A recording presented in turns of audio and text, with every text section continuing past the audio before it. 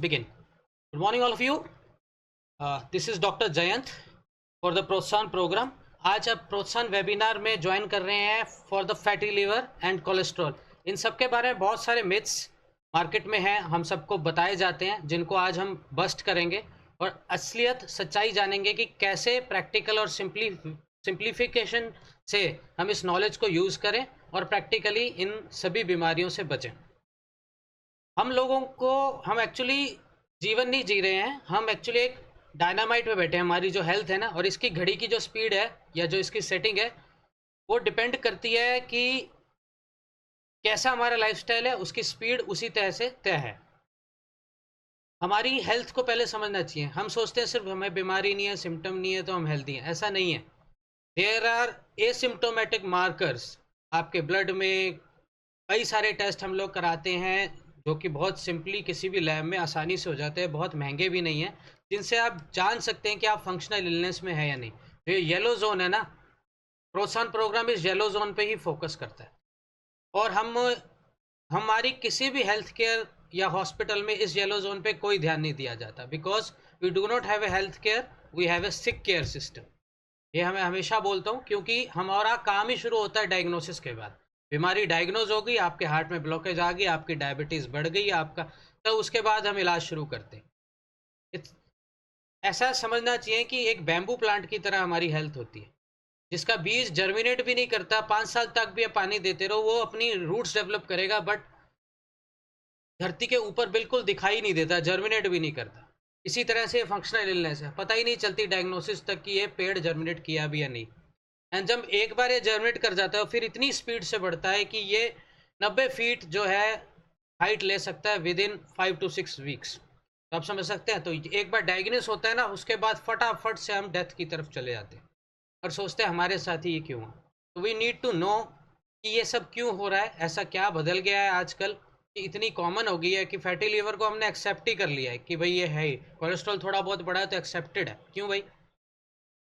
So, before we begin the serious talk, let me introduce myself. My name is Dr. Jayant Sharma for the Adarsh Homeopathy Clinic. I have been practicing homeopathy since last 17 years. I am an ultra marathoner, having participated in two of the world's highest ultra marathons, Khardungla Challenge 75 kilometers and 122 kilometers Silk Road. Also, I have participated in Asia's one and only snow marathon held at Sisu in 2022, just beyond the Atal Tunnel. And प्रोत्साहन programme के पीछे हमारे सभी four fathers का inspiration है, जिनका ये मानना था कि 90% तक की बीमारियां हम लोग बिना क्लिनिक में जाए ठीक कर सकते हैं, बिना किसी डॉक्टर की हेल्प के बिना. और इसी इंस्पिरेशन पे बेस्ड ये प्रोत्साहन प्रोग्राम का गठन किया गया है. इसमें हमारी टीम इस पूरी नॉलेज को इतना सिंप्लीफाई और प्रैक्टिकल वे में बता देती है या समझा देती है. और इसके हमने प्रोत्साहन बैचेस भी बनाए हैं अभी, जो आपकी पर्टिकुलर डिजीज़ ओरिएंटेड बैचेस होते हैं, जिसमें हम आपको 2 से 3 महीने के एक प्रोग्राम में लाइफ टाइम के लिए वो गाइडेंस दे देती है, जो आप फॉलो करो तो आप कैसे बीमारियों से बच भी सकते हो और रिवर्स भी कर सकते हो. आप लोगों ने हमेशा ये सुना होगा obesity, fatty liver, diabetes, blood pressure, high cholesterol, फिर उसके बाद कार्डियोलॉजी में ब्लॉकेजेस आना. ऐसी इन सब के लिए आप सोचते हो ये अलग अलग बीमारियां हैं, और फिर अलग अलग डॉक्टर्स या स्पेशलिस्ट की आपको हेल्प चाहिए, अलग अलग दवाइयों के यूज़ करना पड़ेगा. बट ऐसा बिल्कुल गलत है. एक्चुअली ये सब बीमारियां अलग अलग बीमारियां नहीं है, they are one and part of one and only metabolic syndrome. Metabolic syndrome नाम से एक भी नोटिफाइड डिजीज़ हमारे मेडिकल करिकुलम में आज तक है नहीं, हमें भी नहीं पढ़ाई गई थी. But due to our failures to treat patients, हमने बहुत रिसर्च किया इस टॉपिक पे, और फिर समझ आया कि क्यों ये सब अलग अलग बीमारियों के नाम दिए जा रहे हैं. It is just a pharmaceutical jargon. हम इसी तरह से आपको नॉलेज देते हैं ताकि आपका थिंकिंग पैटर्न बदल सके, ताकि आप गलत डिसीजन लें और हमारी दवाइयाँ सारी ज़िंदगी खरीदते रहें. अब कुछ हार्ड फैक्ट्स पे आ जाते हैं. पहले मिथ्स को बस्ट कर लें. फैटी लिवर ज़्यादा ये लेडीज़ में होता है, क्योंकि ladies has a tendency to gain more fat, store more fat in their body. इसी वजह से women are more curvy and beautiful. तभी उनकी स्किन के नीचे फैट होने की वजह से ही they are more beautiful than males. तो यही एक टेंडेंसी उनको बीमारियों की तरफ भी ले जाती है. एंड आपको अचंभा होगा कि आज की डेट में 10 में से 8 सिरोसिस पेशेंट, जो पहले एल्कोहलिक्स को होता था, जो रोज़ शराब पीते हैं हद से ज़्यादा, उनको हुआ करता था। अब ये बीमारी 8 में से 10 अर्बन फीमेल्स में होने लगी है at the age of 60 to 70। और फैटी लिवर नाम से लगता है कि फैट हो गया लिवर में, ठीक है, तो हमें लगता है कि ये एक्यूमुलेशन हो गया फैट का लिवर में, तो ये फैट की वजह से ही होगा। बट ये बिल्कुल गलत है। सबसे पहले तो फैट खाने से कभी भी फैटी लिवर नहीं होता। ये एक बात को जान लीजिए। हम शायद हमारे देश में वैदिक शास्त्र के हिसाब से देखें तो कई हजारों साल से घी का इस्तेमाल कर रहे हैं, बट अचानक पिछले 20-30 साल में ऐसा क्या बदल गया कि इतना सारा फैट हमारे लिवर में इकट्ठा हो गया। तो ये सोचने वाली बात है, कभी सोचिए इस मिथ पे। और डॉक्टर्स भी ये बोलते हैं फैट कम खाइए, तला हुआ कम खाइए, बट तला हुआ खाने से कुछ ज़्यादा बेनिफिट नहीं होता। Same with cholesterol. आज की डेट में आईसीएमआर की गाइडलाइंस लेटेस्ट स्टडी अगर देखें तो 80% एडल्ट्स को कोई ना कोई डिसलिपिडीमिया, यानी कि उनका लिपिड प्रोफाइल बिगड़ा हुआ है। और ये भी आपको बोलते हैं सब लोग कि तला हुआ मत खाइए, तला हुआ मत खाइए, तला हुआ मत खाइए, कोलेस्ट्रॉल बढ़ेगा। बट ये बात बिल्कुल गलत है। आप भर भर के भी मक्खन खा रहे हैं तो भी उसका सिर्फ 25% ही डाइट से आता है कोलेस्ट्रॉल। बाकी 75% कोलेस्ट्रॉल हमारा लिवर खुद बना लेता है। कैसे बनाता है, इसी बात को आज हमने जानना है, इसकी सच्चाई को समझना है। और अचंभा होगा आपको, हम हर साल बिलियन ट्रिलियन डॉलर्स की स्टैटिन्स बेच लेते हैं। स्टैटिन्स वो दवाइयाँ होती हैं जिनको कोलेस्ट्रॉल लोअरिंग ड्रग्स कहते हैं। और ये आप देखेंगे कि एक बार शुरू हो जाए तो सारी ज़िंदगी के लिए डॉक्टर रिन्यू करते रहते हैं प्रिस्क्रिप्शंस। बट आज तक एक भी स्टडी पब्लिश नहीं हुई जो डायरेक्ट लिंक कर दे कि भाई ज़्यादा कोलेस्ट्रॉल होने से आपको हार्ट डिजीज़ होती। एक भी स्टडी नहीं है, फिर भी इतने करोड़ लोग। और एक ना आर्बिट्ररी नंबर तय कर दिया है। पहले आज से 10 साल पहले WHO ने 250 की लिमिट रखी थी कोलेस्ट्रॉल। फिर सडनली पिछले 5-7 साल से कॉमनली लैब्स ने उसको 200 कर दिया, WHO ने भी। कोई भी आर्बिट्ररी लिमिट कर दो। 200 करने से क्या हुआ कि पहले जितने कम पॉपुलेशन इस पार्ट डिस्लिपिडियम में थी, अब और ज़्यादा लोग आ गए, तो और स्टैटिन्स बिकने लग गई। आपको ये भी बता दूं, मेरे पास ऐसे केस स्टडीज़ हैं, मेरे क्लिनिक पे भी आते हैं, गवर्नमेंट स्कूल टीचर्स हैं, उनको एक familial tendency to high cholesterol है। उनका कोलेस्ट्रॉल लेवल कभी भी 800-900 से नीचे नहीं आता, and he can run for 15 kilometres, regular running करते हैं और उनको कोई प्रॉब्लम नहीं। ये गलत धारणा है। ऑफ कोर्स आपको 800 कोलेस्ट्रॉल तो नहीं रखना चाहिए, वो एक अलग बात है, बट ये भी गलत है कि सिर्फ 200 कोलेस्ट्रॉल तक ही होना चाहिए, नहीं तो हम पैनिक ही हो जाएं, चिंता करने लगें और सोचें गलत चीज़। ऐसे ही APICON association of physicians of India 2018 की इनकी कॉन्फ्रेंस में इस निष्कर्ष पे पहुंचे थे कि कोलेस्ट्रॉल नेवर कॉज्ड और डिड कॉज हार्ट डिजीज़। ये सिर्फ फार्माकोलॉजिकल ने इसको बेचने के लिए, और ये सही साइंटिफिक बेस नहीं है इसके पीछे। और अगर आपकी बॉडी में कोलेस्ट्रॉल कम होगा, अब ये लॉजिक समझ लीजिए, इसके पीछे शायद अभी तो कोई रिसर्च पेपर है नहीं और शायद छपने भी ना दिया जाए, बिकॉज लैंसेट ने खुद कहा है, जो सबसे क्रेडिबल मेडिकल जर्नल है, लैंसेट ने बोला है कि जो पब्लिश होते हैं ये भी बायस्ड वे में फार्मास्यूटिकल कंपनी द्वारा आधारित हैं या ड्रिवन हैं। तो अगर आपकी बॉडी में कोलेस्ट्रॉल है ना आपकी स्किन में, तो आपकी बॉडी में विटामिन डी भी कम होगा, जो भी आप देखोगे कितना कॉमन है आज की अर्बन पॉपुलेशन। आप धूप में वैसे तो जाते ही नहीं, लेकिन जब जाओगे धूप में और डायरेक्ट धूप आपकी नेकेड स्किन पे पड़ती है, नेकेड मतलब नंगी चमड़ी पे, इसीलिए अगर आप 50% बॉडी अपनी 15 से 20 मिनट के लिए एक्सपोज कर दे बस सन को, तो आप विटामिन डी की कमी आसानी से पूरी कर सकते। मैं भी यही करता हूँ। मैंने आज तक कोई विटामिन डी सप्लीमेंट नहीं लिया, मेरा ठीक आता है, क्योंकि जब हम रनिंग करते हैं या बाहर जाते हैं आउटडोर वर्कआउट करते हैं तो आपका ऑटोमेटिकली शॉर्ट्स एंड बंडानाज में होते हैं, तो उसका मतलब ये कवर हो जाता है। नाउ यूवी लाइट जब हमारी स्किन में पड़ती है तो यही कोलेस्ट्रॉल कन्वर्ट होता है जाके विटामिन डी में। तो समझ लीजिए लॉजिक क्या कहते हैं, अगर आप स्टैटिन्स ले रहे हैं, कोलेस्ट्रॉल कम कर रहे हैं, तो आपका विटामिन डी भी कम होगा, कॉमन सी बात है। और एक बात इसमें थोड़ी सी और न्यूएंसेस भी हैं। हम लोग सोचते हैं बस धूप के एक्सपोजर से डी हो गया, ऐसा नहीं है। इस प्रोसेस को, ये जो प्रोसेस यूवी रेज शुरू करती है स्किन के नीचे, इसको पूरा होने में तकरीबन 60 से 90 मिनट लगते हैं, depending on your fitness level and body type. तो धूप के एक्सपोजर के बाद कम से कम 90 मिनट्स तक साबुन से नहीं नहाना चाहिए, क्योंकि साबुन आपको पता है फैट को वॉश आउट कर देता है। तो फिर विटामिन बी डी बनने की जो ये प्रक्रिया है ये रुक जाती है। सिमिलरली आपने सुना होगा आजकल एल्जाइमर भी बहुत कॉमन हो गया, और एल्जाइमर का नया नाम जो रखा गया वो है type 3 diabetes mellitus. Also neurological damage, neurological deficit, cognitive decline बहुत आम हो गया आज की डेट में, आसानी से भूल जाना, ये सब नर्व्स की प्रॉब्लम, झंझनाहट, सुन्नपन रहना। हमारी ब्रेन में और नर्व्स के ऊपर एक शीट है, इसे माइलिन कहते हैं। माइलिन ऑलमोस्ट 80 to 90% ब्रेन का हिस्सा और स्पाइनल कॉर्ड का हिस्सा है, और माइलिन का 80 to 90% हिस्सा लिपिड से बनता है, यानी कोलेस्ट्रॉल और यही लिपिड जिसको आपने दुश्मन मान। फिर लॉजिक समझिए, अगर स्टैटिन्स लेंगे तो क्या अल्जाइमर कॉमन नहीं होता जाएगा? इसीलिए शायद यूएस और यूरोपियन कंट्री में अल्जाइमर फार मोर कॉमन है एशियन कंट्रीज। अब फैक्ट तो हमने जान लिया, बस सच्चाई पे भी आ जाते हैं। NAFLD यानी non alcoholic fatty liver disease, जिसको आम भाषा में आप फैटी लिवर कहते हो, ये सिर्फ फैट खाने से नहीं होता, बल्कि बहुत उल्टा है। ये है ज़्यादा चीनी खाने से, ओबेसिटी से। आप ओवरवेट है तो इंसुलिन की रेजिस्टेंस, जिसको हम बोलते हैं मेटाबॉलिक सिंड्रोम, जिसका वीडियो मैंने कल रात परसों भी ग्रुप पे डाला था, ताकि आप लोगों को पहले से उसकी नॉलेज हो, ताकि आप इस वेबिनार को और अच्छे से समझ। हाई ब्लड शुगर रहने से, अब शुगर की बीमारी को आपने आम मान लिया है, और शुगर ही कैंसर भी देती है। हाई शुगर अगर आम है तो फैटी लिवर भी आम होगा। उसके अलावा रिस्क फैक्टर्स क्या है? Metabolic syndrome number 1, insulin resistant, और उसी से रिलेटेड सारे abdominal fat, obesity, polycystic ovarian syndrome, sleep apnea, ये सब रिलेटेड है, इंटर रिलेटेड।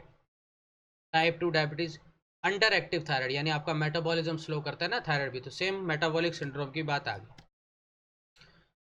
अब मेटाबॉलिक सिंड्रोम यानी इंसुलिन रेजिस्टेंस इतना कॉमन है, तो इसके कारण जानने ज़रूरी होंगे अगर हमने इस बीमारियों को रिवर्स करना है तो इसके 7 मेजर कारण हैं, जिसमें 2 एक्सरसाइज से रिलेटेड है, यानी कि ओबेसिटी होना, आपके पेट के आसपास बहुत फैट इकट्ठा हो जाना।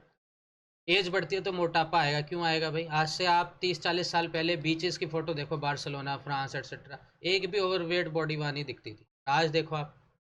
सिमिलरली एक inactive sedentary lifestyle, sitting is the new smoking, कुर्सी से जितना प्यार है ना हमें, काउच पोटैटोस, सेम बात वही है। देन डाइट के फैक्टर्स, बहुत कैलोरी सरप्लस डाइट खाना, फाइबर की डाइट में कमी होना, मिल्क प्रोडक्ट्स एंड मीट खाना, यानी एनिमल प्रोडक्ट्स, बहुत बड़ा फैक्टर है। इस पर बहुत डिटेल डिस्कशन हम पहले भी कर चुके हैं, कई हमारे वेबिनार्स हैं, आज भी करेंगे। एंड डाइट में बिना सोचे समझे नॉन माइंडफुल ईटिंग, ज़रूरत से ज़्यादा बार बार खाना, दिन में भूख के बिना घड़ी के मुताबिक खाना, फास्टिंग बिल्कुल यूज़ ना करना।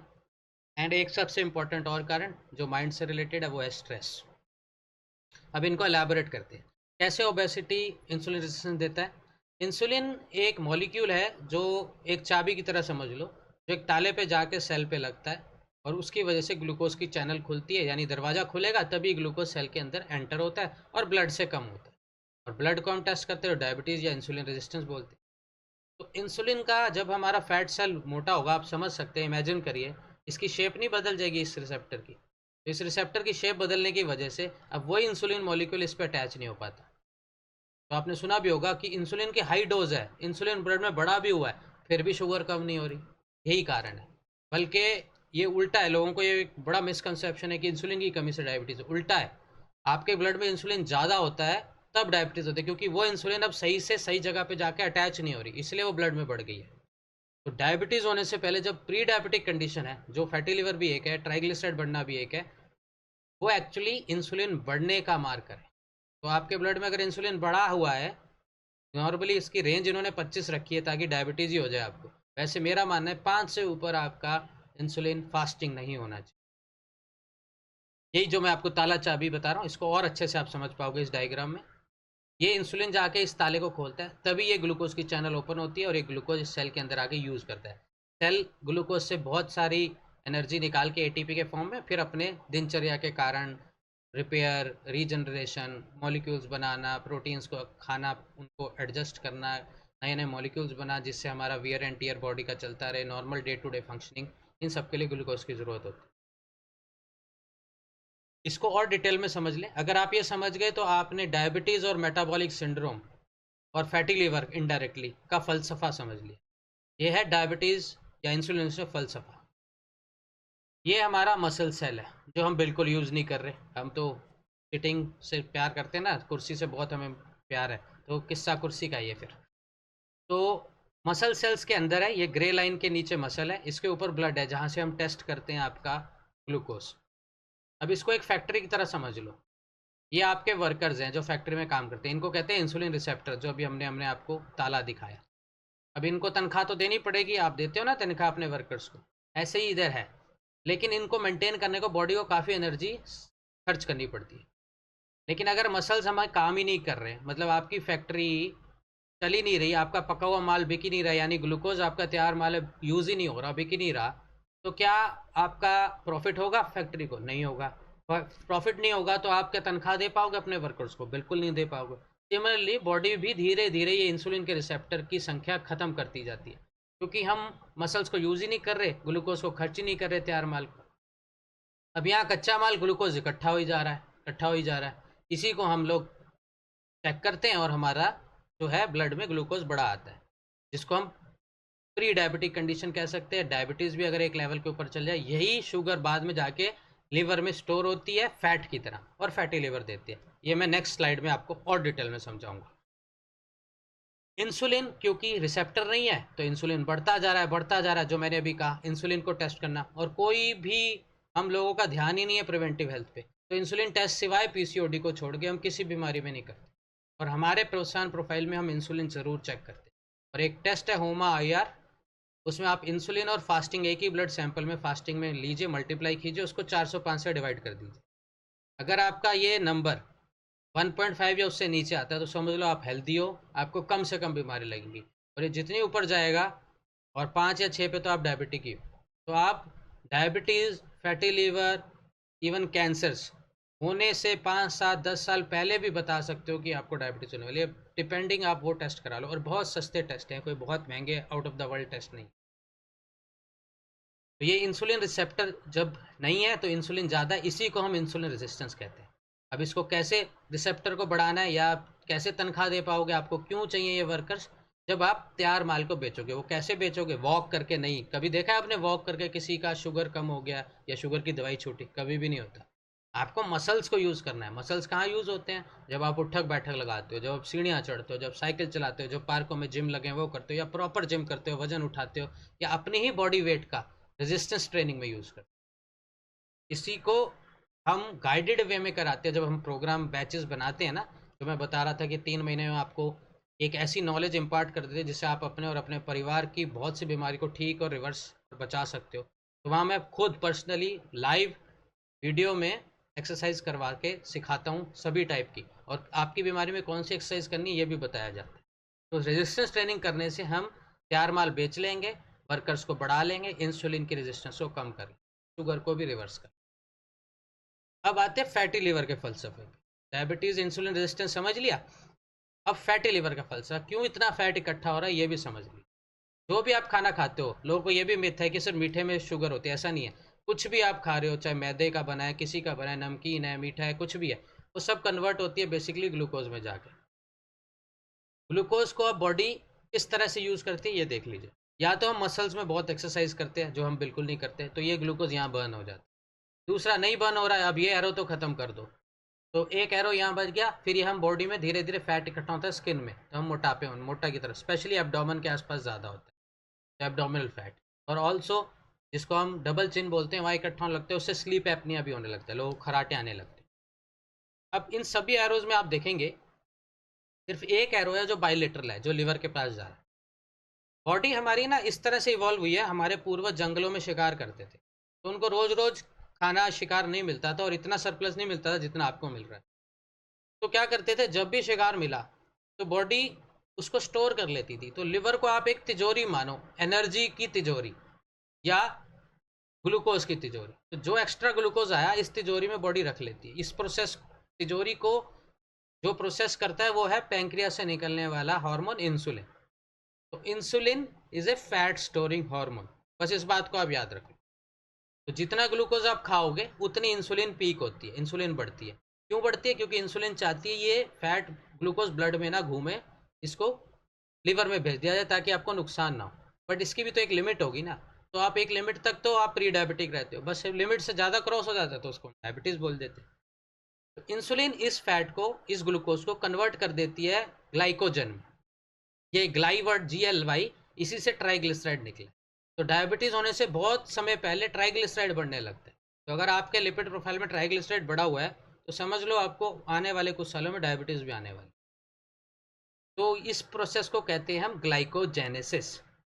और उल्टा, क्योंकि ये रिवर्सिबल एरो दिख रहा है आपको, अगर हम भूखे रहते हैं, यहाँ से नहीं डालते ग्लूकोज, या हम बहुत एक्सरसाइज करके यहाँ ग्लूकोज की कमी पैदा कर देते, तो बॉडी को तो चाहिए ना ग्लूकोज, क्योंकि उसको फंक्शनिंग तो नॉर्मल करनी है। इसीलिए फास्टिंग बहुत इंपॉर्टेंट है। इसलिए मैं हर एकादशी और 36 घंटे तक शुगर नहीं लेता। अब देखिए, आपने यहाँ से कुछ नहीं डाला, ग्लूकोज बॉडी को चाहिए, काम तो करना है। अब इतनी बड़ी तिजोरी हमारे पास है, अब इसका ताला खोलेगी बॉडी, इसके लिए एक और हार्मोन निकलेगा, उसे कहते हैं ग्लूकागन। तो glucagon is a fat burning hormone, ये भी पैंक्रियास से ही आता है। अब क्योंकि ज़रूरत है तो बॉडी इस स्टोर्ड ग्लाइकोजन को, जो मैंने बोला, इसको दोबारा कन्वर्ट करेगी ग्लूकोज। इसको कहते हैं ग्लूकोनियोजेनेसिस। इतनी टेक्निकलिटीज में, इतने जार्गन को याद करने की जरूरत नहीं, अब सिंपल बात समझ लीजिए। आप भूखे रहेंगे, ग्लूकोज कम होगा, तो आपका फैटी लीवर खत्म होता है। इसीलिए हमारे वेदों में लिखा है कि कम से कम हफ्ते में एक बार डिनर स्किप करना चाहिए, या फास्ट करना चाहिए, या व्रत रखना चाहिए, उपवास करना। इसको और टेक्निकल डिटेल्ड इजी वे में आपको समझाते हैं। ये ऊपर पहला ग्राफ जो है, ये आपका आज जैसे आप जीवन जी रहे हो वैसा है। ये जो रेड एरिया है, ये हाई इंसुलिन एरिया है, यानी कि फैट स्टोरिंग एरिया। मैंने बोला इंसुलिन फैट स्टोरिंग। और जो ग्रीन एरिया है, ग्रीन जोन है लाइन के नीचे, यह फैट बर्निंग एरिया, यानी ग्लूकागन एरिया। ये आपका डिनर हुआ रात का, उसके बाद आप सोने चले गए। अर्ली मॉर्निंग के आसपास जब वो ग्लूकोज बर्न हुआ तो थोड़ा सा फैट बर्न हुआ, बट उठते ही तो बेड टी चाहिए, आ गई। फिर उसके बाद ब्रेकफास्ट, उसके बाद लंच, उसके बाद इवनिंग टी एंड स्नैक्स, फिर डिनर। और डिनर के बाद आजकल कुछ मीठा हो जाए, आइसक्रीम, सर्दियों में हलवा, गुलाब जामुन गरम, गाजर का हलवा, एटसेट्रा एटसेट्रा, जो भी है। तो आप सारा दिन तो फैट स्टोरिंग में ही हो, इंसुलिन बढ़ा के ही रखे जा रहे हो, तो मौका कब दे रहे हो फैट बर्न हो। इसीलिए 8 साल का बच्चा भी हमारे पास एक है क्लिनिक में जिनको ग्रेड 2 फैटी लिवर है। अब आप खुद समझ लो कि कहाँ हम अपनी जनरेशन को लेके जा। यही अगर आप फास्ट करते हो, जिसको आजकल बड़ा फैड बना दिया है, बहुत हज़ारों रुपए लेके आपको डाइटिशियन जो है इंटरमिटेंट फास्टिंग नाम देते हैं। तो इंटरमिटेंट फास्टिंग IF जिसको बोलते हैं, 16 घंटे भूखे 8 घंटे में खाओ। तो एटलीस्ट उसमें क्या है, ये 16 घंटे आपका फैट बर्न हुआ, थोड़ा आपने खाया स्टोर हुआ, फिर बर्न हुआ, स्टोर हुआ, तो बैलेंस मेंटेन हो गया। इसलिए इंटरमिटेंट फास्टिंग का इतना सक्सेस। और ये एकादशी के लंबे लंबे फास्ट जब हम करते हैं, जैसे मैंने बताया, मेरे 36 घंटे तक कुछ नहीं खाता, पानी या ड्राई फ्रूट्स होते हैं, ड्राई फ्रूट्स में भी मीठे वाले नहीं, वो भी दिन में एक बार डिनर में, यानी एटलीस्ट 24 घंटे के बाद। तो आप देखोगे जितना लंबा ये पूरा फैट बर्निंग जोन में, यानी 15 दिन का जितना फालतू। वैसे तो मैं वीगन हूँ, तो मैं हाई कैलोरी फूड जाता ही नहीं मेरे अंदर, लेकिन फिर भी जो बचा खुचा है, अब बहुत इजीली तो बॉडी वेट को मेंटेन कर लेते। इतना आसान है। आप लोग बोलते हो वेट ही नहीं कम हो रहा है, हमें कोई दवाई दे दो। तीसरा टॉपिक आज का एसिडिटी। इसके बारे में भी बड़े मिथ्स हैं। आप लोग टॉफ़ियों की तरह जो है ये गोलियां खाते हो, जिसको आप नाम देते हो पेंटोसिड, एंटासिड्स, रेंटैक, एटसेट्रा एटसेट्रा। अब आप देखिए, FDA ने रिकॉल कर ली, क्योंकि इन्होंने पाया कि ये कैंसर का रिस्क बढ़ाती है। और दूसरा, हमारे पेट में एसिड क्यों दिया गया है? खाना पचाने के लिए। तो जब आप एंटासिड की आदत डाल लेते हो और बॉडी फिर उसको एसिड नहीं बना पाती, तो प्रोटीन को ब्रेक डाउन ही नहीं कर पाती, तो हमारा खाना और स्लो पचता है, तो आप और आदी होते जाते हो इनके। ऐसी ये टाइम्स ऑफ इंडिया की क्लिपिंग है। जैसे सिगरेट के ऊपर लिखा जाता है ना कि इट कॉज कैंसर, ऐसे ही गवर्नमेंट ने बोला है कि एंटासिड के ऊपर मार्किंग्स आनी चाहिए कि it can cause gastric cancer, क्योंकि आपकी गैस्ट्रिक म्यूकोसा को ये एसिड सेल कम बोलते हैं। और उसी के साथ साथ जहाँ से एसिड सेक्रीट होते हैं ना, पैराइटल सेल, उसी के साथ चीफ सेल्स भी हैं। तो विटामिन B12 की एब्जॉर्प्शन भी कम होती है। आप सोचते हो विटामिन B12 क्यों कम हो रहा है, नॉनवेज नहीं खाते इसलिए? ऐसा नहीं है। विटामिन B12 इसलिए कम हो रहा है कि इंट्रिंसिक फैक्टर जो ये दवाइयाँ कम कर देती है, उसकी वजह से विटामिन B12 की कमी हो जाती है, फिर अनीमिया होता है। तो सारे विटामिन जो इंपॉर्टेंट जो हम फिर बेच रहे हैं, उनका असली कारण तो पेंटोसिड है। तो इन सब दवाइयों को हम टॉफ़ी की तरह खाते हैं, जो हमें बिल्कुल गलत है, छोड़ देना चाहिए। और इसके बारे में कोई डॉक्टर कुछ नहीं बोलता। डायबिटीज़ की दवाई ब्लड थिनर या उन सबसे पहले पहला प्रिस्क्रिप्शन आप देखेंगे, पहली गोली पेंटोसिड होती है, क्योंकि ये सब दवाइयाँ एसिडिटी करती है। असली कारण एसिडिटी के जानिए, स्ट्रेस। जितना आप टेंशन में रहोगे उतना आपकी बॉडी एक जोन में रहती है जिससे पैराइटल सेल ज़्यादा एसिड सेक्रीट करते हैं। जल्दी बिना चबाए खाना, हमारे सलाइवा एल्कलाइन होता है, अगर हम खाना अच्छे से चबाएंगे तो उसमें एल्कलिनिटी मिक्स हो जाती है, एसिडिटी को बैलेंस करती है, बट हम तो निगल रहे हैं फटाफट फटाफट। ओबेसिटी जो मैंने अभी बताया। दूसरा फैटी लिवर, लिवर ठीक से काम नहीं करेगा तो खाना नहीं पचेगा। खाना खाते ही, डिनर करते ही सो जाना, लेट नाइट खाना और खाने के बाद दूध पीना। जो आप सोचते हो ना बड़े बूढ़े खाते थे वो करते, क्योंकि उनका डिनर तब लाइट नहीं होती थी घर में, 7 बजे हो जाता था। तो खाना खाते ही जब आप दूध पीते हो वो दूध पचा नहीं होता और आप लेट जाते हो, तो वो इस लोअर इसोफेजियल स्फिंक्टर यहाँ पे इसको ढीला कर देता है। फिर यही एसिड इसोफेगस में आके जलन पैदा करता है जिसको आप हार्टबर्न कहते हो। कई लोग रात को उठते भी हैं मुंह में पानी आ गया कि जला वाला। उसके बाद मेडिकेशन, शायद ही कोई दवाई है जो प्रूव नहीं करती एसिडिटी करे। अब आप पहले कोलेस्ट्रॉल बढ़ा रहा है, उसके लिए आप ब्लड थिनर ले रहे हो जिसको कॉमनली एस्पिरिन कहते हैं। एस्पिरिन एसिडिटी बढ़ाती है, सबको पता है, और पेट में इरोजन्स और अल्सर भी करती है।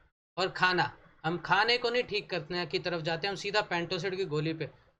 सुबह गोली खाई, फिर कचौड़ी, गोली खाई, फिर छोला भटूरा नाश्ते में खाया। तो आप एक कैंसर कॉजिंग गोली रोज खा रहे हैं क्योंकि हम थोड़ा सा अपनी जीभ के स्वाद को कंट्रोल नहीं कर पाए। And smoking of course.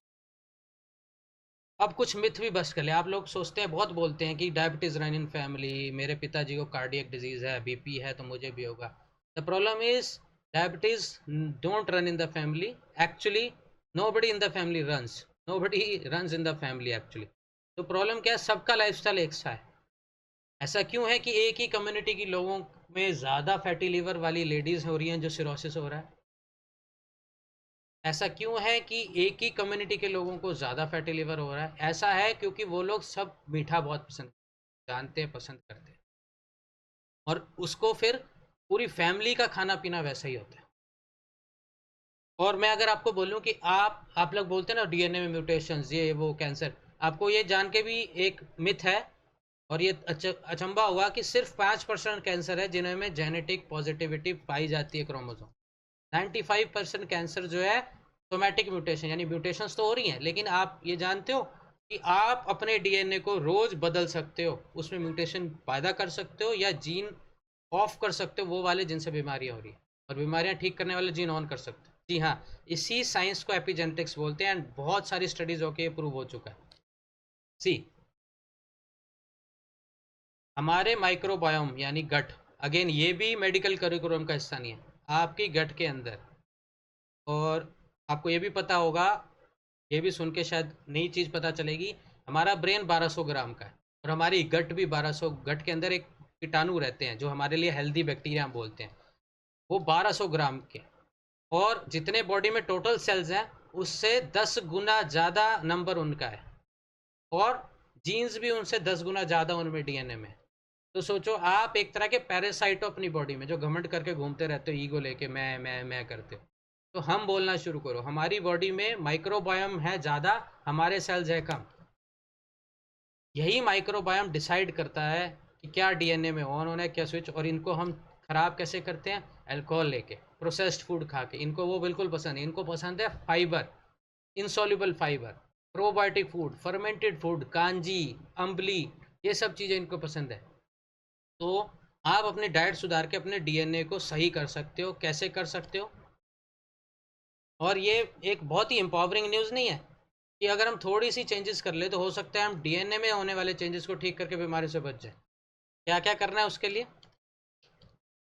जो टू मेन एनिमीज है ना इस गट के, वो है लो फाइबर डाइट यानी प्रोसेस्ड फूड, जितना आप मैदे की तरफ और नरम रोटी खाते हो ना, लचीली रोटी जो आपको पसंद है हाई ग्लूटन वाली, उतना।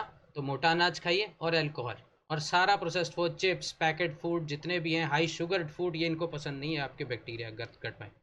तो क्या 5 चीज़ें करनी चाहिए अगर आपको अपने डीएनए को ठीक करना है? एक तो गट हेल्थ, उसके लिए हाई फाइबर डाइट खाइए, वेजिटेबल ज़्यादा खाइए, फर्मेंटेड फूड खाइए, सौरक्राउट, कांजी, ये सब आपके बड़े बूढ़े रोज़ खाते थे, कच्चा पक्का अचार आप बनाते वो। हाई रखिए फाइबर, जितना इंसॉल्युबल फाइबर, यानी पत्ता गोभी और उसकी सारी फैमिली। और आप लोग ये कीड़े के मिथ की वजह से पत्ता गोभी पत्ता गोभी पत्ता गोभी को दुश्मन बना लिया। किसी भी वजह से कोई भी सब्जी, जब पिग डंग, पॉर्क डंग, से कंटेमिनेट होगी तो उसमें वो सिस्ट आ सकती है जिसको हाइड्रेटेड सिस्ट बोलते हैं। ज़रूरी नहीं है कि पत्ता गोभी हो, कोई भी हो सकती है। और इस मिथ की वजह से आप एक बहुत बढ़िया एंटी कैंसर वेजिटेबल्स को यूज़ नहीं करते। दूसरा, हाई शुगर से और प्रोसेस्ड फूड से दूर रहिए। तीसरा, चौथा, सुपर फूड्स खाइए, जैसे आंवला है, हल्दी है, इन चीज़ों को यूज़ कीजिए। एलियम फैमिली है, प्याज है, लहसुन है, इस तरह के बेरीज हैं। और फॉलेट रिच फूड खाइए, सारे फ्रूट्स, दालें, सब्जियां, उसके बाद स्प्राउट्स, फर्मेंटेड, ये सब ज़्यादा खाएंगे तो फॉलेट रिच है। इससे आपकी गट माइक्रोबायोम हेल्दी होता है। उसके अलावा अब हमने जान ली कारण, हमने ये भी जान लिया कि क्यों क्यों फैटी लिवर हो रहा है, असली कारण। अब उसको रिवर्स कैसे करना है, ठीक कैसे करना है, जो मेन मुद्दा है हमारे प्रोफेशन। जैसे एक प्लांट को सनलाइट, वाटर और अच्छी सॉइल चाहिए, वैसे ही ह्यूमंस के तीन बेसिक एस्पेक्ट हैं। एक है डाइट, जिसको आप केमिकल एस्पेक्ट बोल सकते हो। दूसरा है स्ट्रक्चरल, यानी मूवमेंट, ये कुर्सी को छोड़ो, sitting is the new smoking. And तीसरा इमोशनल, यानी स्ट्रेस। वही 7 कारण जो हमने सब डिवाइड कर दिए 3 कारण में। तो ऐसी क्या डाइट लें जिससे हम कैसे रिवर्स कर लें फैटी लिवर और कैसे अपना कोलेस्ट्रॉल। तो बेसिकली कैलोरी रिस्ट्रिक्शन करना और फास्टिंग को यूज़ करना, ये 2 बेसिक गाइडलाइंस हैं जो डाइट में यूज़ करना। थोड़ा सा डिटेल में बात करेंगे, क्योंकि कारणों को और साइंटिफिक वे में समझना चाहिए कि कैसे डाइट हमें ये बीमारी दे रही है। एक्चुअली डाइट को जैसे ही बदल लेंगे ना, तो अगली ही मील आपकी दवाई बनने लग जाएगी। तो जैसे मैंने बताया, insulin is a fat storing hormone. और जैसे ये अलमारी देख रहे हो, ऐसे ही लिवर हमारी तिजोरी है, जो आपकी ये किचन की, जहाँ पे आप सरप्लस अपनी सप्लाईज रखते हो ना, उसी तरह से हमारा लिवर भी एक तिजोरी है। जब आप खाते हो, इंसुलिन बढ़ता है, स्टोर फैट, मैंने बोला फैट स्टोरिंग हार्मोन। जब आप व्रत रखते हो, इंसुलिन कम होता है, बर्न्स फैट। सिंपल है, तिजोरी जितनी भरोगे उतना फैटी लिवर होगा, उतनी बीमारी, उतना खाली करोगे तो उतना ही भूखा रहोगे। तो भूख से खाइए, घड़ी से मत खाइए। ये ग्राफ मैं पहले ही बता चुका हूँ, इसलिए इंटरमीडिएट फास्टिंग का यूज़ कीजिए। ज़रूरी नहीं है कि ब्रेकफास्ट के बाद टाइम हुआ है तो चाय पीनी है, लंच करना है, वो आदत से खा रहे हो। भूख शरीर की नीड नहीं है। आप खेलते भी नहीं हो, पूरा दिन बैठे रहते हो। तो ये क्यों ऐसे चेंजेस हो रहे हैं? क्योंकि हिस्टोरिकली हम हंटर गैदर्स थे। कभी कभी तो एक भी मील नहीं मिलती थी पूरे दिन में, तो ये लिवर की तिजोरी फिर हेल्प करती थी हमारी। फिर क्या हो गया, सन 70 के बाद हमें 3 बार खाना मिलने लग गया, हम खेती बाड़ी सीख गए, ग्रीन रेवोल्यूशन आ गया, स्टोरेज होने लग गई, कोल्ड स्टोरेजेस आ गए, एटसेट्रा। आज की डेट में अब 3 तो आप मील खाते हो, सुबह दोपहर शाम, रोटियां तोड़ते हो, अनाज बहुत खाते हो। फिर स्नैक्स चाहिए 1-2 बार चाय के साथ। 1 कप चाय में 100 कैलोरीज हैं, बिना किसी स्नैक के, यानी 3 किलोमीटर 1 कप चाय है आपकी। उसके बाद फिर हाई शुगर बम वाली कॉफ़ी जो आपके बच्चे, फिर मोमोज खाना है ट्यूशन जाते वक्त, फिर कभी कभी भला पापड़ी ब्रेड टिक्की हो जाए, ऐसा कुछ। तो डेली आपके स्नैक्स हैं। तो कितना दिन में आप खाई जा रहे हो, खा जा रहे हो। इसलिए तो, इसके लिए तो हमारी बॉडी एवोल्यूट ही नहीं हुए। हम अपने ह्यूमन लाइफ एवोल्यूशन का मेजर हिस्सा, 99% हिस्सा तो एज हंटर गैदरर गुजारे हैं। अभी 50 साल में अचानक से कैसे एवोल्यूट हो जाएगी बॉडी? तो इसीलिए हमें फिर ये बीमारी होगी। इसी को समझिए, 1950 या उससे पहले जब सूखा पड़ता था, बाढ़ आती थी, तो कभी फीस्ट होता था जब अच्छी फसल हुई, जब खराब फसल हुई तो फेमिन आ जाता था। तो बॉडी पहले भरती थी इंसुलिन से लीवर की तिजोरी, फिर खाली कर दे, फिर भरती, फिर खाली कर। तो इससे हमारा काम चलता रहता था। अब क्या हो गया, अब स्टोरेज होगी ज़्यादा, खाना हो गया सरप्लस, फेमिन आता ही नहीं है। अब बस इंसुलिन हाई रहता है, हमारा क्लीन आउट सिस्टम होता ही नहीं, तिजोरी भरी जा रही है, भरी जा रही है, भरी जा रही है, खाली हो ही नहीं रही। और सबसे बड़ा इसमें रोल आ गया इन कंपनियों का, ब्रेकफास्ट सीरियल्स वालों का, Quaker oats, Kellogg's, etcetera etcetera, जितने भी आप नाम ले रहे हो। Breakfast is the most important, सबसे बड़ा झूठ है। वेदों में हमेशा कहा गया है सुबह देर तक खाली पेट रहिए, पूजा पाठ कीजिए, उसके बाद आप खाना खाते थे। तो अपने आप नेचुरल इंटरमिटेंट फास्टिंग हो रहा था, किसी ने नहीं हमें लिख के दिया था, बताया था। इस डायग्राम फलसफे को तो आप समझ ही चुके हो, मैं इसको रिपीट इसलिए कर रहा हूँ ताकि आप डाइट में समझिए। हमने इस रिवर्स को यूज़ करना है, इस एरो। ये सब हुआ क्यों, क्या बदलाव आ गया अचानक, हमने क्यों घी खाना कम कर दिया, फैट कम कर दिया, और इस तरह की डाइट और शुगर, और ये इतनी बड़ी बड़ी कॉफ़ी चेन्स आ गई, 500 रुपए के जहर वाले कप रोज पी रहे हैं कॉफ़ी के, क्या हो गया ऐसा? एक्चुअली एक शुगर कॉन्स्पिरेसी हुई। आपकी सोच बदलने के लिए ना एडवर्टाइज करना पड़ता है, मार्केटिंग करनी पड़ती है। उस मार्केटिंग को कौन गाइड करता है? हमारे हेल्थ के जो पॉलिसी मेकर्स होते हैं, मिनिस्टर्स, उसके बाद पॉलिसी मेकर्स, उसके बाद एडवर्टाइज फार्मास्यूटिकल।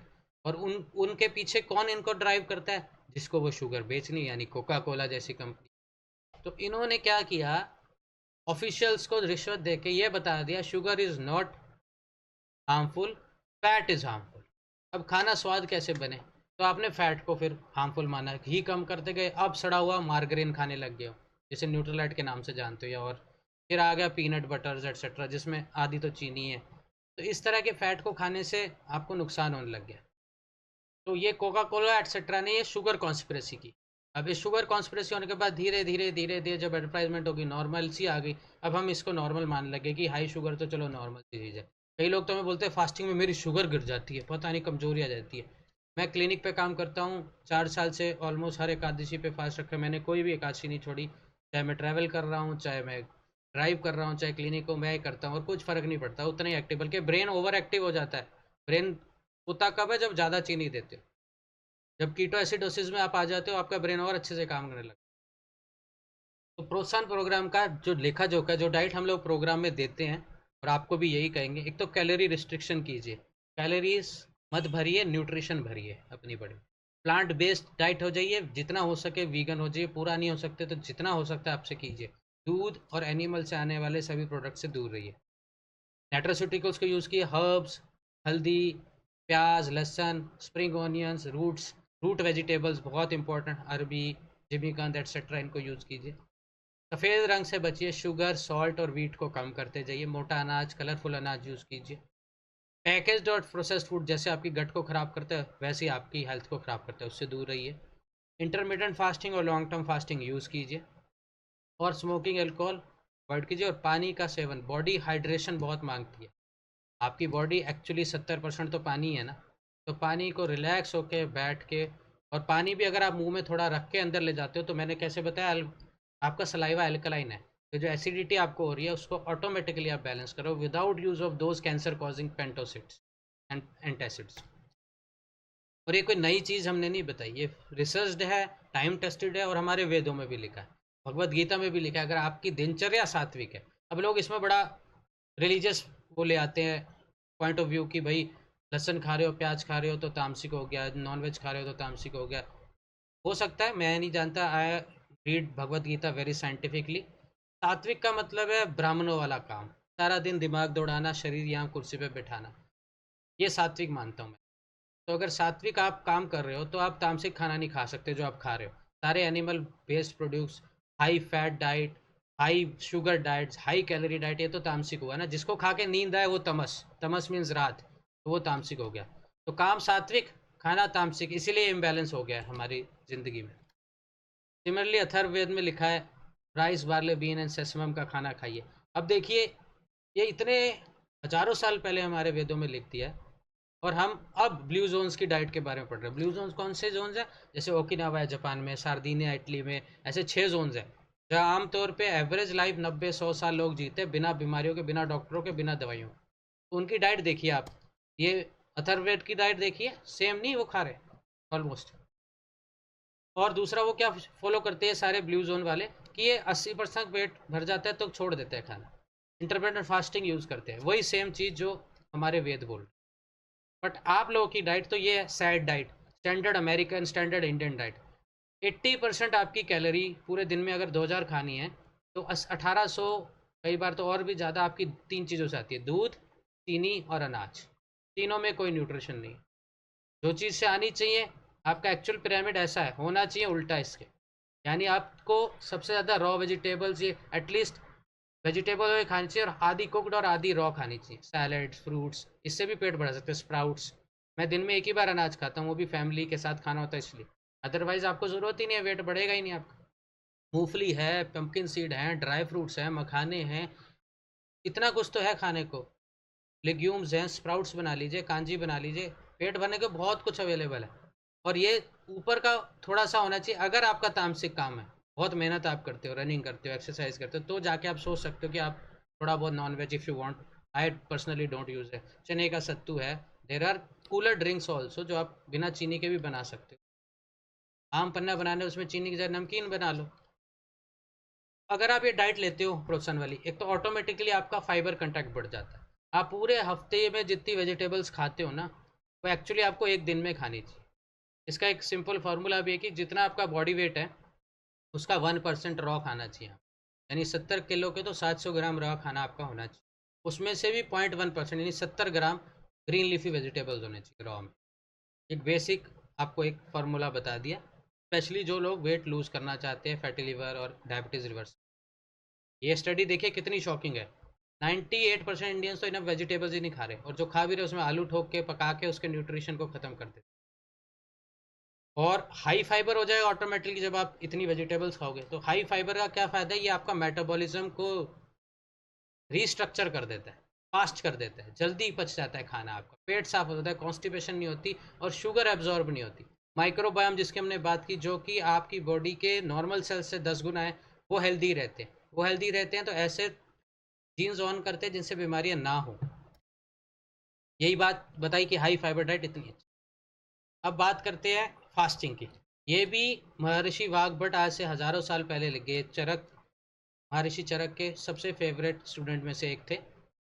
तो इन्होंने अष्टांग हृदयम करके एक किताब लिखी है जो आयुर्वेदिक की टेक्स्ट बुक भी है। उसमें भी इन्होंने साफ लिखा है कि कैसे आप फास्टिंग करने से अपनी निद्रा को ठीक कर सकते हो, अपने सिस्टम को क्लेंस कर सकते हो, डिटॉक्स कर सकते हो, एक्टिव रह सकते हो ब्रेन को लेकर।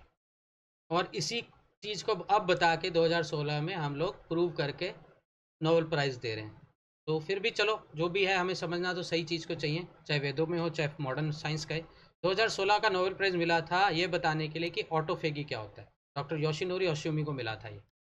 अब क्या होता है, जब आप लॉन्ग टर्म फास्टिंग करते हो, पहले तो आपकी शुगर गिरती है, फिर 16 घंटे के बाद फैट बर्न होने लगता है। 20-22 घंटे की रेंज में जब आप पहुंच जाते हो लॉन्ग टर्म फास्टिंग, जैसे मैं बता रहा था, तो आप अपनी बॉडी के प्रोटीन्स को खाने लगते हो। अब प्रोटीन क्या है, बॉडी हेल्दी प्रोटीन यानी मसल्स वसल्स को तो पहले नहीं खाएगी, पहले वो खराब सेल्स को आती है, ट्यूमर सेल्स, जो अनहेल्दी सेल्स है, जो डैमेज सेल है। सेल भी तो प्रोटीन से बनी है। इसी प्रोसेस को, जो सेल्फ ईटिंग के प्रोसेस को, जो अपने खराब सेल्स को खाने के, इन्फ्लामेटरी सेल्स को खाने के तरीके को, इसी को ऑटोफेगी नाम दिया। Auto means self, phagy means eating. तो लॉन्ग टर्म फास्टिंग से ऑटोफेगी होती है। इससे आप कैंसर सेल्स को खा जाते हो, ट्यूमर सेल्स को खा जाते हो, इन्फ्लेम्ड सेल्स को खा जाते हो, आर्थराइटिक सेल्स को खा जाते हो जो आपके जोड़ों में। और इंटरमिटेंट फास्टिंग अगर शॉर्ट टर्म करते हो तो आप ऑटोफेगी तो थोड़ी ले सकते हो, अपने डायबिटीज़ और इंसुलिन के लेवल को ठीक कर सकते हो। जैसे ऑटोफेगी में खराब, आप एक तरह का रेनोवेशन का प्रोसेस मान लो। आपके घर में खराब कोई चीज़ हो जाती है, आप मान लो आपका फर्नीचर खराब हो गया कुछ, आप उसको बदल देते हो ना। सिमिलरली बॉडी जो है खराब सेल्स को खा जाती है, और इससे जो सिंपलर मॉलिक्यूल्स निकलते हैं, जो अमीनो एसिड निकले, जो फैटी एसिड्स निकले, इनको फिर दोबारा यूज़ करती है नए सेल्स बनाने। तो एक तरह का रिप्लेनिशमेंट हो जाता है। और ऑटोफेगी का एक यूज़ करके आप यंग भी दिख सकते हो। और बने अनगिनत बेनिफिट्स हैं फास्टिंग के। इसके ऊपर हमने बहुत डिटेल्ड वेबिनार किया, हमारे यूट्यूब चैनल पे है। कैसे फास्टिंग कीजिए, कैसे फास्टिंग को तोड़िए, फास्टिंग के मैक्सिमाइज बेनिफिट उठाने के लिए क्या खाना खाइए, ये सब उसमें डिटेल्ड में डिस्कस है। इंपॉर्टेंट फैक्टर एक्सरसाइज, जो मैंने बोला था ना कि मसल्स भी हमारी शुगर बर्न करते हैं। ये हम इसको तो यूज़ कर ही सकते हैं, इसको भी यूज़ कर सकते हैं, बट इसकी भी नॉलेज नहीं है। इसीलिए हम हर टाइप के एक्सरसाइज, 5 बेसिक टाइप की एक्सरसाइज हमने कैटेगराइज की है प्रोत्साहन प्रोग्राम में, जो मैं पर्सनली लाइव क्लासेस में वीडियो, और सब कुछ ऑनलाइन होता है, आपके घर के आराम में हो सकता है, आपको कहीं ट्रैवल करने की ज़रूरत नहीं है। जैसे aerobic exercise, strength training, stretching, balance, yoga, सब आपको, ब्रीदिंग, ब्रीदिंग एक्सरसाइज बहुत लोग मिस कर देते हैं, बहुत इंपॉर्टेंट है। ये सब को हम यूज़ करते हैं करेक्ट कॉम्बिनेशन में, इससे आपकी बीमारियाँ कम की जा सकती। तो कैसे यूज़ करना है, उसके बाद स्ट्रेस। स्ट्रेस, जो एस से ना स्ट्रेस वर्ड है, लॉन्ग टर्म स्ट्रेस, मैं बोलता हूँ S for stress, S for steroids. तो जो जो स्टेरॉइड करता है ना बॉडी में, क्योंकि स्टेरॉइड ही सेक्रेट हो रहा है बॉडी में, हमारा एड्रिनल ग्लैंड कॉर्टिसोल सेक्रेट करता है जब हम क्रॉनिक स्ट्रेस में रहते हैं।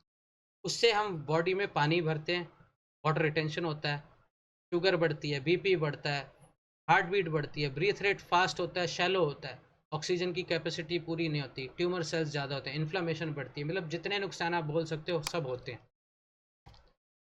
और स्ट्रेस के कारण हमने डिफाइन किए हुए हैं जो प्रोत्साहन प्रोग्राम में।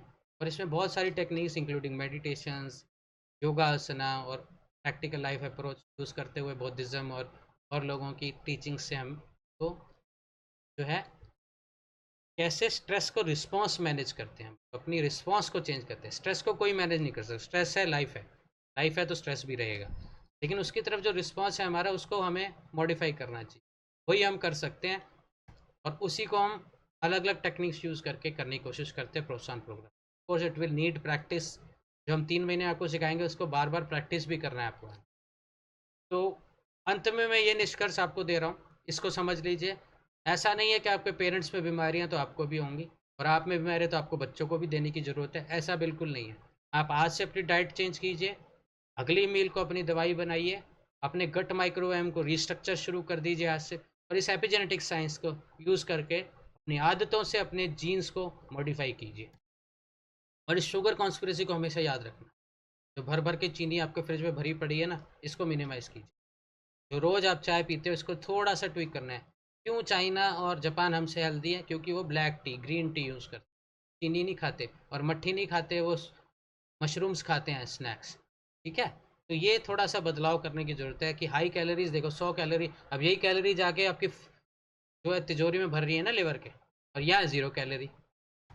सिमिलरली जिन्होंने आइसक्रीम बनाई, जो आपका आज का फेवरेट डिज़र्ट है ना आजकल गर्मियों में, तो जिन्होंने सबसे ज़्यादा आइसक्रीम बनाई, बेची, और जो सबसे पहली ऑर्गेनाइज्ड कंपनी है बास्किन रॉबिन्स, इनके फाउंडर्स हैं ocean Robins and John Robins. इन्होंने खुद अपने सारे एग्जिट कर गए अपनी कंपनी से, एक आइलैंड ले लिया इन्होंने, और ये वीगन, खुद अपनी सब्जियां वहाँ के वीगन डाइट रेकमेंड करते हैं। कई किताबें भी लिखी, इनका रेवोल्यूशन भी चल रहा है, इन्होंने फूड रेवोल्यूशन के नाम से बुक्स भी लिखी हैं। तो अगर ये लोग जिन्होंने बनाई वो नहीं खा रहे, तो आपको क्यों बेच रहे हैं और आप क्यों खा रहे हो? और ये जो जितने स्टार्स आपको ये शुगर बेचते हैं ना, पूरा पूरा दिन खुद हाथ भी नहीं लगाते। तो अब समझ सकते हो क्यों फैटी लिवर तक, क्यों आपके छोटे छोटे बच्चों में डायबिटीज़ और ओबेसिटी आ रही है। अब थोड़ा स्पेशल इंसाइट एक्सरसाइज को डिस्कस करूंगा, क्योंकि इसके बारे में बहुत कम नॉलेज है। लोग सोचते सुबह उठे, हाथी की तरह टहलाए, 4 चक्कर मार लिए, हो गया वॉक से। तभी तो कोई भी लोग अपनी बीमारियों की दवाइयाँ छोड़ ही नहीं पा रहे। ना डायबिटीज़ रिवर्स हो रहा है, ना फैटी लिवर कम हो रहा है, ना कोलेस्ट्रॉल कम हो रहा है बिना दवाइयों के, क्योंकि हमें नॉलेज ही नहीं एक्सरसाइज की।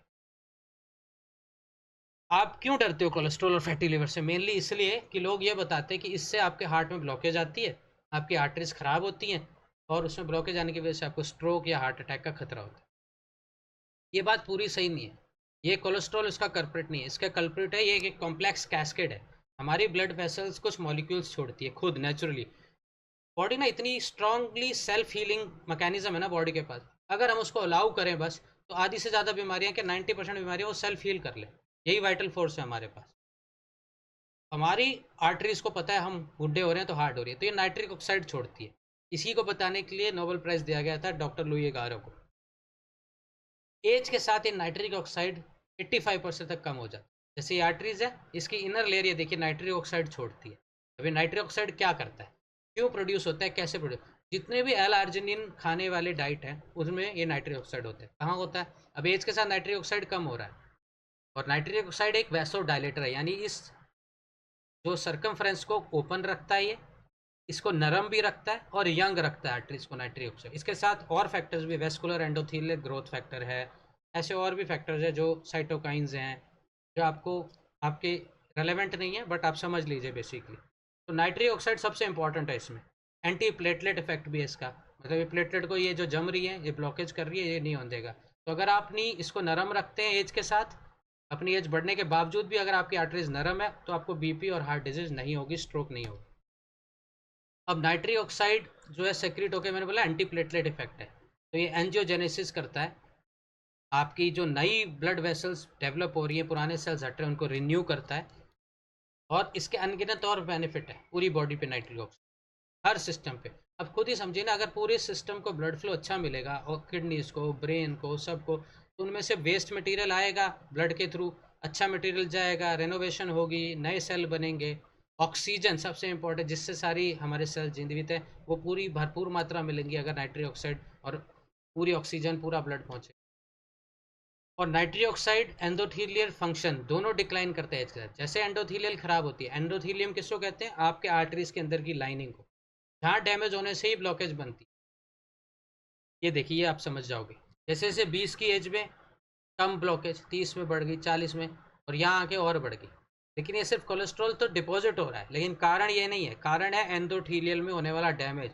उसके बाद उस पर कोलेस्ट्रॉल, फिर प्लेटलेट, और फिर ये क्लॉट बनता है। तो ये मत समझिए कि सिर्फ कोलेस्ट्रॉल बैड है, असली कारण है एंडोथेलियल की हेल्थ को बढ़ाना। अगर आपकी एंडोथेलियल हेल्दी नहीं है तो ब्लॉकेज आ रही है, सिर्फ कोलेस्ट्रॉल कारण नहीं है। अब कैसे बढ़ाएं नाइट्रिक? सबसे रिचेस्ट सोर्स है बीट रूट। तभी बीट रूट जूस मैं कभी स्किप नहीं करता अपनी डाइट में या सैलड। उसके अलावा सारी बेरीज, स्पेशली मैं बाहर की नहीं बोलूँगा, इंडियन बेरीज की नाम ले लो, शहतूत है, आंवला है, ये सारे green leafy vegetables, carrots, garlics, ये नट्स, पीनट्स। लोग बोलते हैं पीनट से कोलेस्ट्रॉल बढ़ता है, मत खाओ। पीनट्स अगर आप सही से यूज़ करते हो, पम्पकिन सीड यूज़ करते हो, तो उनमें नाइट्रिक ऑक्साइड बहुत है। अब आपने नाइट्रिक ऑक्साइड खा लिया, मिल गया आपको, बट ये इनफ नहीं है। आपकी नाइट्रिक ऑक्साइड देखिए, जैसे बीट रूट के मैंने बोला, हम जब हाइपरटेंसिव प्रोफाइल देते हैं ना लोगों को, जब हाइपरटेंशन कम करनी होती है, आप 15 दिन बीट रूट जूस पी के देखिए मेरे कहने से 250 ml, आप देखोगे 20 पॉइंट तक आपका बीपी डाउन आ जाएगा 15 से 30 दिन के अंदर अंदर। बट ये रेगुलर विद कंसिस्टेंसी करना पड़ेगा। बट नाइट्रिक ऑक्साइड पहुंच गया आपके आर्टरीज में, बट ये ब्लड में नहीं आता, और जब तक ब्लड में नहीं आएगा ये एंडोथेलियल पे काम नहीं करेगा। इसीलिए नाइट्रिक ऑक्साइड डंप एक्सरसाइज जरूर करनी चाहिए। आप सुबह जाके वॉक करें, उससे काम नहीं है। नाइट्रिक ऑक्साइड डंप कब होती है? जब आप एंटी ग्रेविटी एक्सरसाइज करते, यानी रेजिस्टेंस ट्रेनिंग करते, जो मैंने पहले बताया, मसल्स को एक्टिवेट करते। सबसे कॉमन जो हर एज में करने वाली एक्सरसाइज मैंने आपके सामने डाल दी है, ये इजी है। स्क्वाट सबसे पूरा नहीं होता, हाफ स्क्वाट कीजिए, इसमें आप ग्रेविटी के अगेंस्ट ऊपर जाओगे। इसीलिए सूर्य नमस्कार इतना बेनिफिशियल और फुल बॉडी एक्सरसाइज बताई गई है। लेकिन सिर्फ एक सूर्य नमस्कार 2 करने से नहीं होगा, 20-25 सूर्य नमस्कार करेंगे तब कहीं उसका फायदा उठाते हैं। आर्म रेस आप ये बैठ के भी कर सकते हो, आपकी एज ज़्यादा है तो भी कर सकते हो। जंपिंग जैक्स, आप जंपिंग नहीं करना चाहते, आप वैसे ही हाथ एंटी ग्रेविटी ऊपर नीचे कर लो। शोल्डर प्रेसेस ये जिम में कर सकते हो। इसके अलावा जितने भी जिम की एक्सरसाइज हैं, सीढ़ियाँ चढ़ना है, साइकिल चलाना है, जहाँ ग्रेविटी के अगेंस्ट काम करो, ये सब नाइट्रिक ऑक्साइड डंप एक्सरसाइजेज है। नाइट्रिक ऑक्साइड जब डंप होता है, यानी कि आपने पहले खाना खाया, उस नाइट्रिक ऑक्साइड आर्टरीज तक पहुंचा, फिर उस आर्टरीज से ब्लड में आया एक्सरसाइज करने के बाद, तो आप देखेंगे नाइट्रिक ऑक्साइड आपके किस तरह से कार्डियक इस्चीमिया को ख़त्म करता है, कार्डियो प्रोटेक्टिव उसका इफेक्ट है, कैसे ब्लड उसमें पहुंचता है। ये देखिए, ये बिना कम, वो एंडोथीलिया जिसमें नाइट्रिक ऑक्साइड कम है, इसका डायमीटर देखिए कम है, ये कैसे डायलेट हो गई, और जब नाइट्रिक ऑक्साइड बढ़ा तो और डायलेट हो। ये ड्यूरेशन ऑफ ट्रेनिंग के साथ है, जैसे जैसे आप एक्सरसाइज करोगे उतना डायलेट होती है। तो यही 5 प्रोटोकॉल्स हम प्रोत्साहन प्रोग्राम के बैचेस में यूज़ करते हैं, जहाँ गाइडेड रूप से हमारी टीम, डाइटिशियन डॉक्टर गरिमा, मैं, हम लोग आपको गाइड करते हैं। लाइव क्लासेस होती है, इसमें हम वीगन रेसिपीज़ भी शेयर करते हैं, diet, exercise, stress response modification और इन्वायरमेंटल फैक्टर्स को, इन सबको। अगला वेबिनार हमारा इन्वायरमेंटल फैक्टर्स पे होगा। जो पैसा दे के आप कैंसर खरीदते हो, स्किन डिजीज़ खरीदते हो, हम अगला वेबिनार करने वाले हैं हेयर कलर के ऊपर। और इसी सब के लिए प्रोत्साहन प्रोग्राम बनाए। सिर्फ दवाइयों से क्लिनिक में बैठ के हम बीमारियों को नहीं ठीक कर सकते, और जितना हम ये कर पाएँ, जितना फंक्शनल इलनेस को हम रिवर्स कर पाए, उतना ही हम बर्डन हेल्थ केयर पे हम कम कर देंगे हमारे देश।